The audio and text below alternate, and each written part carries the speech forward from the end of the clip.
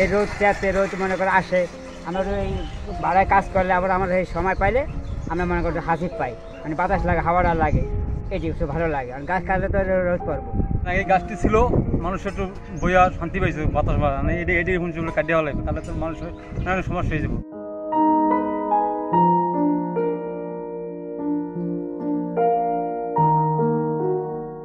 এই রাস্তার দুই পাশে অনেক গাছ ছিল, যখন আমরা গাড়িতে যাতায়াত করতাম অনেক ছাওয়া ছিল, বাতাস ছিল। এখন এই রাস্তার গাছগুলি কাইটা ফেলানোর কারণে বর্তমানে যে তাপ, অনেক তাপ লাগে এবং কোনো ছাওয়া নাই, বাতাস নাই।